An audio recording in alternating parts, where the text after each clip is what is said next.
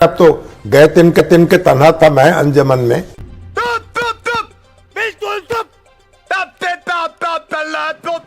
तो बांग्लादेश के अंदर इंडिया आउट कैंपेन चल रही है। सो कंट्रोल कि क्या ऐसी रियासत के साथ ऐसे ही ट्रीट करना है? क्या बोला तूने? कि क्या ऐसी रियासत के साथ ऐसे ही ट्रीट करना है? क्या बहुत ठीक है। आज वाशिंगटन पोस्ट ने तो बड़ी तफसीली रिपोर्ट छाप दी।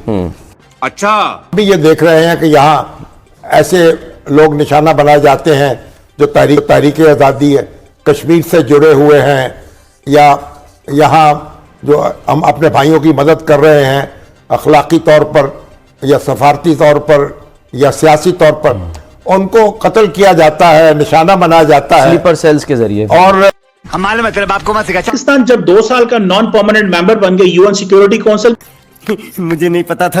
हमारे पास अब ये एक जिसे कहते हैं एक फोरम आ चुका है। तो अब पाकिस्तान के पास ये सीधी सी बात है कि पाकिस्तान अब मसले को हाईलाइट करे और किस तरीके से ये इंडियन एजेंसीज जो है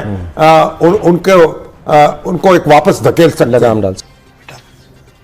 तुमसे ना हो पाएगा, हमें तुम्हारे लक्षण बिल्कुल ठीक नहीं लग रहा है, तुमसे ना हो पाएगा। जिस तरह के इजराइल इस तरह के काम करता था और अब उन्होंने भारत में भी करने शुरू कर दिए।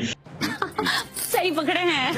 मैं समझता हूं कि भारत का ये सारे का सारा जो नेटवर्क था ये एक्सपोज हो गया है शामी। अच्छा, पाकिस्तान का केस शामी साहब प्रूव हो चुका है। दुनिया ने एक्शन लेना है या कि इंडिया को एज ए लाडला रियासत के तौर पे छोड़ देना है। चल बोजड़ी के इंडिया शामी साहब दुनिया के जिस लीडर से मिलता है उस प्रेस कॉन्फ्रेंस के अंदर पाकिस्तान का वो जिक्र जरूर करते हैं कि क्यों नहीं हम बीबीसी, सीएनए और इंटरनेशनल मीडिया में जाके बोलते। हाँ, ये कर लो पहले। सर सरदार साहब को तवज्जो देनी चाहिए। आज और तो असल मामला तो ये ना, बिल्ली के गले में घंटी कौन बांधे। अच्छा, क्योंकि इंडिया जो है माशी ताहिर भी हमारा एक प्रेशर तो रहना चाहिए, आवाज भी बुलंद करनी चाहिए दुनिया के फोरम्स जो है। तो जाहिर है क्रिकेट के साथ उन्होंने किया, उन्होंने कहा जी क्रिकेट टीम हम नहीं खेलेंगे 2027 तक। जली ना, तेरी भी जली ना।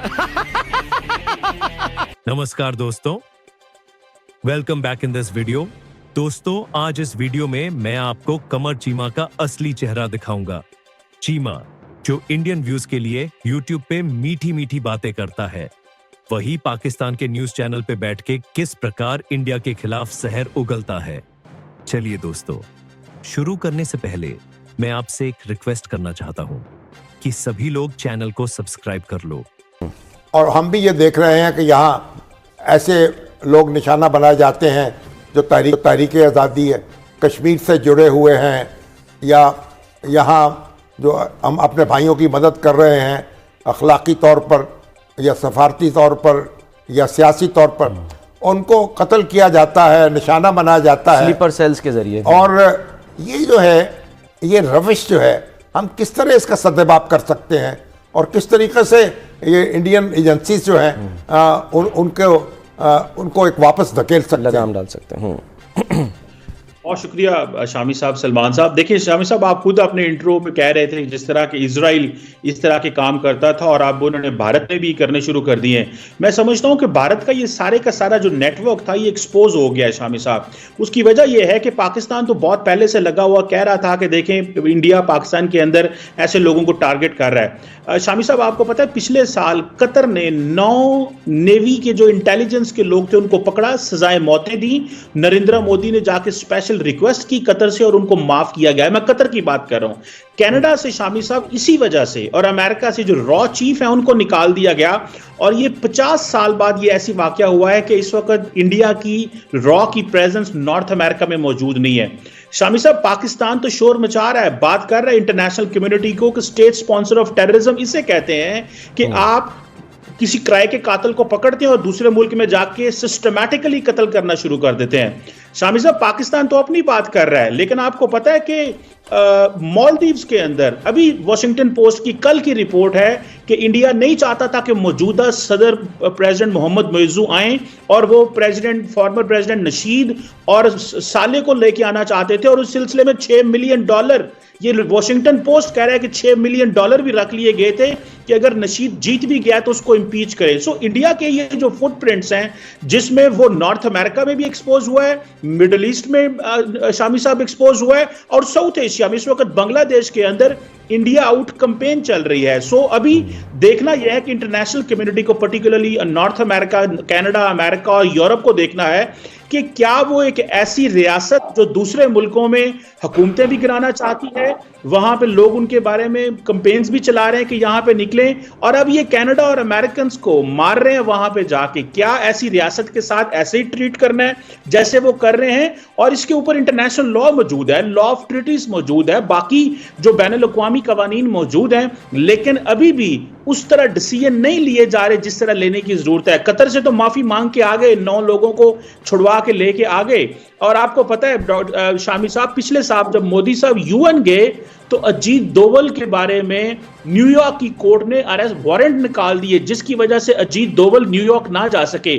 सो इस वक्त अमेरिका इंडिया को एक बड़े पैमाने पे इस तरह इंगेज कर रहा है कि आप ये जो आपने डेथ स्क्वाड्स बनाए हुए हैं पूरी दुनिया में, इन डेथ स्क्वाड्स का खात्मा करें, अपने लोगों को अकाउंटेबल ठहराएं। और इंडिया माना है कि हम ऐसे लोगों को सजाएं दे रहे हैं जिन लोगों ने अमेरिका के अंदर जो सिख रहनुमा पन्नू को कत्ल करने की कोशिश की।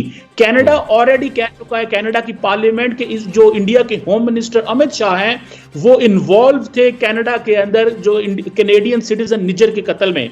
सो क्वेश्चन सिंपल सा है, पाकिस्तान का केस शामी साहब प्रूव हो चुका है दुनिया के सामने कि हम जो बात कर रहे थे वो कनाडा भी कह रहा है, वो कतर भी कह रहा है, वो मालदीव्स भी कह रहा है, वो बांग्लादेश भी कह रहा है, वो अमेरिका भी कह रहा है। अब सवाल यह है कि क्या दुनिया ने एक्शन लेना है या कि इंडिया को एज ए लाडला रियासत के तौर पे छोड़ देना है कि हाँ जी ये कनाडा अमेरिका में कत्ल भी कर सकता है, ये कतर में आके इंटेलिजेंस एजेंसीज में कि मैं अपने लोगों को डाल सकता है, ये मालदीव्स के अंदर लीडरशिप चेंज कर सकता है। यानी कि कोई सोच सकता है कि इंडिया जो है वो मालदीव्स के अंदर एक ऐसे कैंडिडेट के ऊपर पैसा लगा रहा था और इंडियन एम्बेसडर इन्वॉल्व थे इस चीज में, और ये वॉशिंगटन पोस्ट की रिपोर्ट है, ये मैं और आप नहीं कह रहे। सो इंटरनेशनल सर ये बताएं, पाकिस्तान जो है वो फिर अपना सफारती सतह पर क्या असर रसूख इस्तेमाल करेगी? क्योंकि आज खबर आई ना कि वो पाकिस्तान 8वीं मरतबा 2 साल के लिए सलामती काउंसिल का गैर मुस्तकिल रुकन जो है वो भी बन गया है। तो ये जो फोरम्स हैं इनको कैसे इस्तेमाल किया जा सकता है और किया जाना चाहिए?